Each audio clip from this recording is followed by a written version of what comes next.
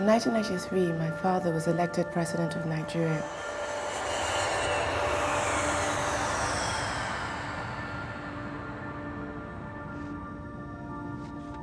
He came with a platform that said, "Hope, farewell to poverty."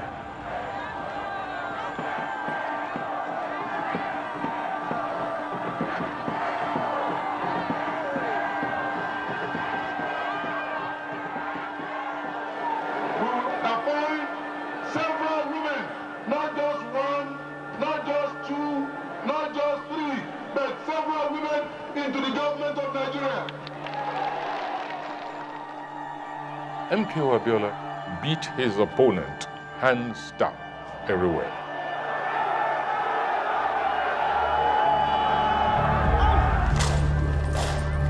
The military annulled the election within the month of his victory. They didn't want a democratic system. When I was appointed by Bill Clinton as ambassador, I had expected that I would be presenting my credentials to Abiola, and instead there was a military coup that brought General Abacha into power. Long live the Federal Republic of Nigeria.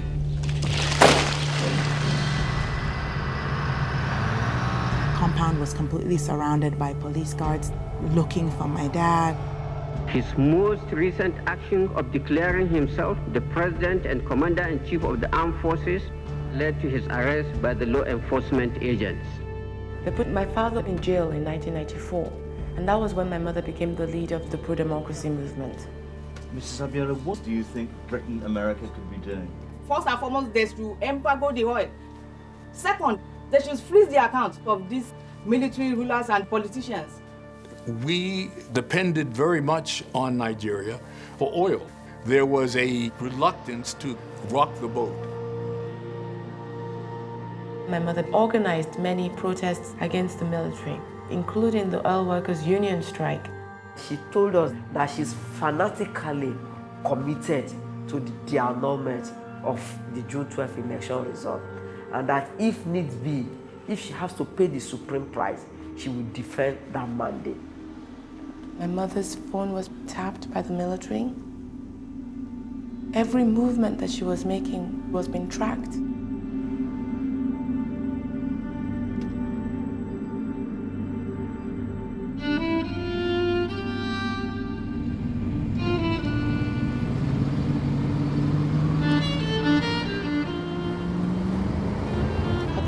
Ambushed. There was a gunshot to the tire so that the driver could not drive. And he turned back and he saw my mom's head like this. She had been shot through the head.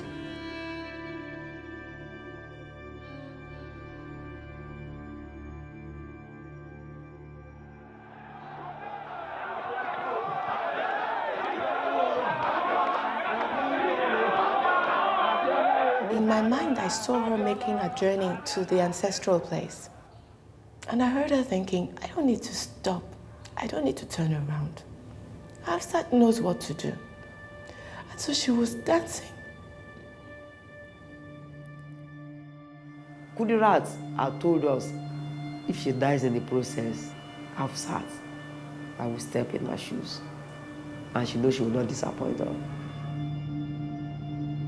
The military leader who had had my mother assassinated, who had had my father incarcerated, died mysteriously. At the time that they were to release my father, the military announced that he died in jail. I believe that my father was killed.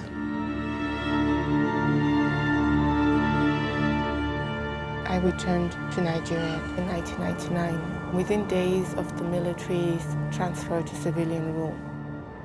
I hadn't been home in a very long time.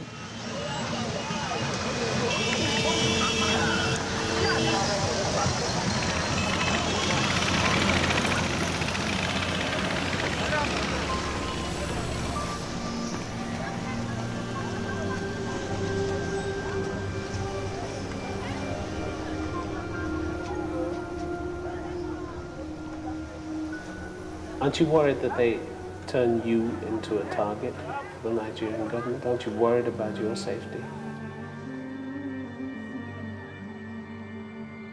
I think I'm a target if I do not speak out.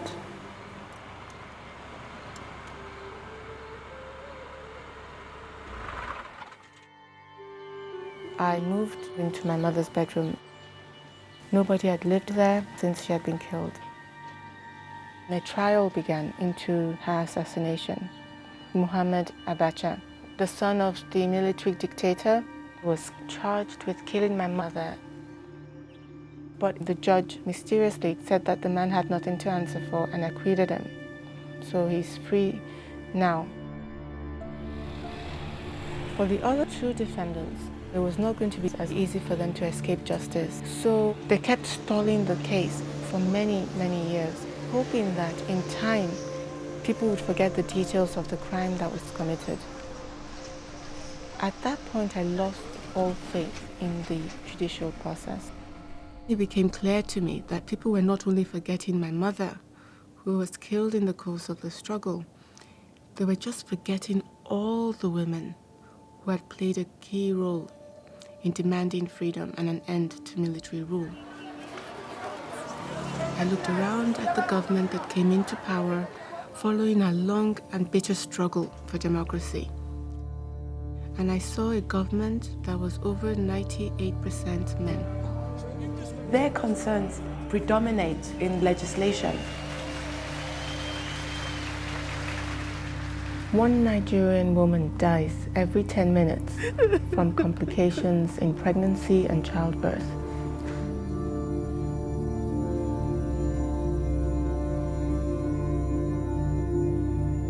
More than 500 newborns die daily. We have a government that doesn't recognize our needs, that doesn't recognize our rights, that doesn't recognize women. This situation is unacceptable. If women do not come out to speak and demand that their lives be valued, it will continue. Nothing will change.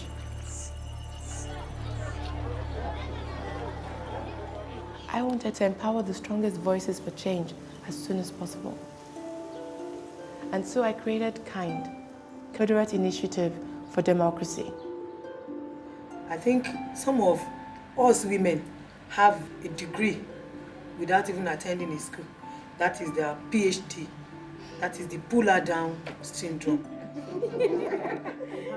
They will want to pull you down by all means. She's right. Pull her down syndrome. I mean, most women have it. But that's not the way it should be. When you see someone who can influence your environment, your society, your beliefs positively, you should work with her. Because if she's uplifted, she's uplifting you, she's uplifting the nation. So let us all hold hands. Together we can. Together we can. No, because we may be looking at the next governor of Lagos State right across from us. Amen. You know, and if he's not in 5 years, we don't know what 10 years will bring. My mother made the ultimate sacrifice, and I don't doubt that many more women will have to pay a price. I do not think that we have any other option. Because any society that is silencing its women has no future.